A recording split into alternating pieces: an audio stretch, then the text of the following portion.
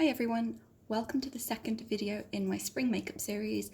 Today we are focusing on the colour orange, which is my favourite colour, as you might be able to tell from my jumper. Let's get started. I'm starting by building up a colour on my lips. This is a water tint from Etude House. These are great because unlike the pen type of tint formulas, they don't dry out, so you can keep them for a really long time. And this is just the first layer of lip colour that we're going to build up. This is the Bourjois Healthy Mix. Now, this was surprisingly yellow-orange on me. I think it just shows how pale I am from not going outside with this lockdown. But yeah, I mean, it was not quite the right colour for me today, but we're just going to blend it all the way down the neck and pretend that that didn't happen. It doesn't look too bad by the end when everything else is on, but yeah, that surprised me a bit. I didn't realise how pale I'd gotten. Time for our liquid highlight. I'm mixing the NYX Away We Glow with the Gosh Lumi drops to get a kind of pale gold. I'm mixing it on the back of my hand and I'm going to apply it with a kabuki brush. This is the way I always apply cream highlight. You will have seen it if you've watched any of my other videos. I find this just blends it into the foundation much better without pulling away at the base. Time to get rid of that under eye darkness with some Darkcircle concealer. This has a salmon sort of pinkish, peachish tint that really covers darkness well. I am going to go in with some more concealer as well, but this is a really good base. And here we have Maybelline Instant Age Rewind. I'm going to put more concealer on than I usually would, just because this foundation was too dark and too orange for me. So I'm going to go in and just lighten everything up with some of this concealer, using my trusty beauty blender. Believe it or not, I tried this concealer for the first time only recently, despite it being a cult favourite for a really long time, and it is really good. So building up just a tiny bit more of that highlight now, where I've covered some of it with the concealer, so that it's all nicely glowy. Then I'm going to go in with a little extra concealer. This is a contour shade, or according to the website, it's a contour shade. If you're very pale, this will be a really good contour colour for you because it is super subtle, and I think if I hadn't put on a slightly too dark foundation, this would have worked really well as a contour shade for me, so I'll definitely be using it again. Some Gosh foundation drops for my bronzer. This is just, a shade that's much too dark for me, but sometimes I like using a foundation that's a bit too dark as a bronzer instead of using a cream bronzer, because sometimes it has a bit more coverage and you don't lose that foundation coverage that you've got underneath as you do with some cream bronzer formulas, which I find just sort of remove the foundation. I'm also putting this along my jawline.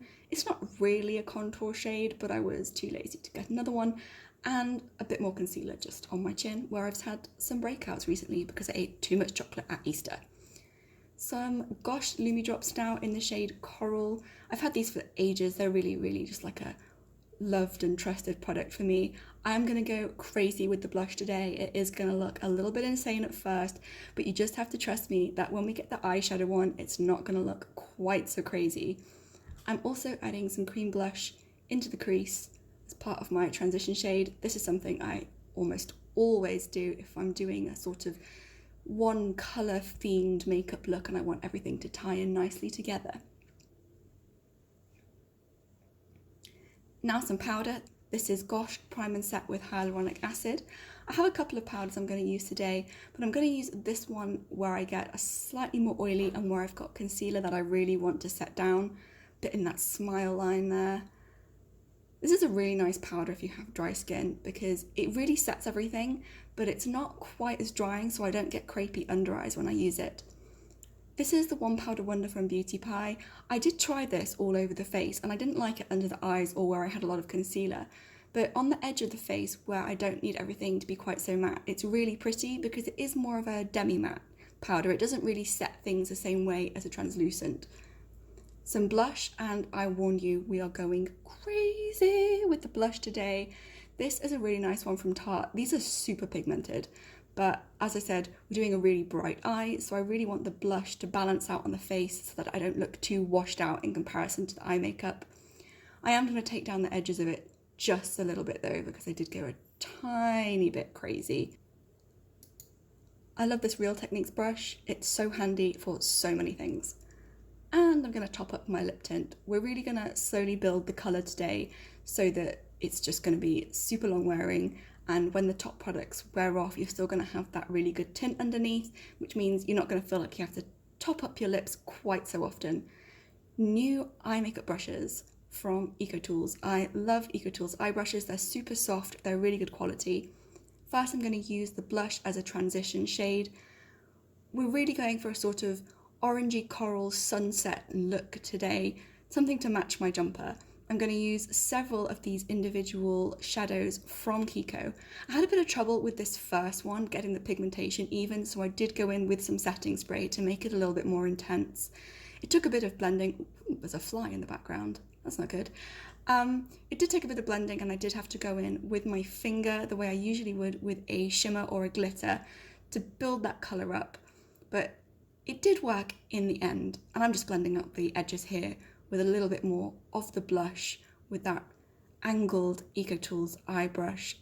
This is my first time using these particular brushes. Like I said, I do like EcoTools brushes in general, and I do have quite a few of them, but this set is really, really nice. I really enjoyed, I think, 4 of the 5 brushes I actually used today. I didn't use the 5th one, so I'll find a use for that 5th one some other time. It was more of a liner brush, but these 4 that I tried out today were super, super soft and blended things really nicely. Taking down the edge there with my powder brush. Now this shadow is so pretty, but it is so pigmented. I'm going in with a really small brush to add it into the crease to really add to that sunset vibe. It is a gorgeous colour, a bit easier to wear than the orange shade I've got on my lids because it has that pinkish hue to it that makes it a little bit more flattering and a little bit more warm and sunsetty. Again, I'm just blending out the edges, building up the colour again, a little bit in the outer V area to make more of a winged eyeshadow look. I'm bringing the eyeshadow quite far in today, or let me say very far in today.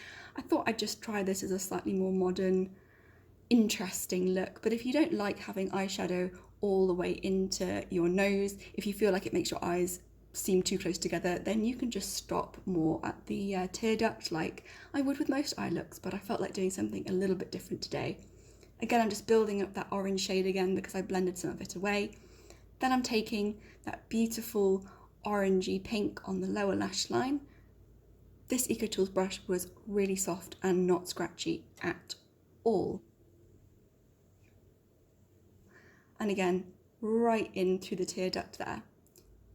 Then some yellow. This was a really pretty shade. It actually came out a tiny bit more orange than it looks initially in front of the camera. It's not quite as yellow as that. It's more of a orangey yellow, but not like as yellow as it might look. So I'm brightening up the inner corner with that because I'm not using any shimmer or highlight on the inner corner today like I usually would, and keeping the eyes matte. We are going to pair it with a glossy lip though for a bit more shine. Not going to show you my brows, that's boring. I used the Clinique brow pencil and a NYX brow pencil. Now I'm going in with some blue on the lower lash line. Again, if you want a softer, easier to wear, less bold look, you don't have to do this. But personally, I really like pairing opposing colours. You know, if you get a colour wheel and you look at what colours are opposing, sometimes I think they can look really pretty together if you do it in a subtle way. So I'm blending this blue out on the lower lash line and then just winging it out very, very slightly with my tiny brush. And this brush was great. It was not at all scratchy. It was really soft. I did in fact poke myself completely in the eye with it at one point and it did not hurt that much. So that's always a good thing. And I'm taking that all the way into the inner corner to add to the drama of this look and just meet with that eyeshadow that I've got all the way in there. Again, you do not have to bring this all the way in if you feel like it makes your eyes look too close together. So we're pretty much done with the eyes at this point. We're going to use setting spray. I really spritz myself a lot with this stuff. Like dry skin, I love setting spray. It just takes down any powderiness that you might have and makes everything meld together and look super seamless. I'm in love with this brow gel. I didn't get this brow gel for ages because I thought people are raving about it, but honestly, how can it be so great? It's just a brow gel. But honest to God, it is like the best brow gel I've ever used, and it makes my brows look so much thicker and fluffier than any other brow gel. I am literally amazed at this stuff. Plus, once they're in place, they literally don't move. This is the Kiko Maxi Mod Mascara. This is my typical duo Maxi Mod. This is the one with the rubberized wand. I like to start with that. And then afterwards, I'm going to pair it with the L'Oreal Lash Paradise in Waterproof because I find a bristle brush adds the volume that I want. Plus, the waterproof formula covers all the non-waterproof formula underneath and means it doesn't run or go anywhere. Then some lower lash mascara, tiny wand. I love this. It's really, really good for getting in those lower lashes. That one's from Innisfree, and I'm adding a little powder just to make sure it doesn't smudge. Lining the lips now, this is from Kiko Milano. It's a shade 422, and it's a really pretty corally orange. I'm going to overline very slightly on my top lip as I usually do. I don't overline my bottom lip at all because it is naturally a bit plumper, but I like to add a little bit of extra volume just at that Cupid's bow on the top lip. And I'm going to fill my lips in completely with this liner so that we have a really budge-proof lip that's going to last. Plus it's just a slightly different colour from the tint underneath, so I want to make sure everything looks even in colour.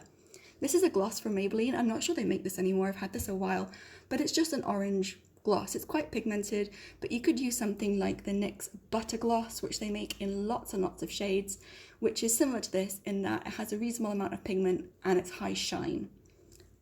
And there we go. That is everything. I can't be bothered to dry my hair. I figured that seeing as we're in quarantine and I'm not going anywhere, I might as well be nice to my hair and let it recover from various heat damage that I've inflicted upon it. I hope you enjoyed today's look. I will see you next time. Bye!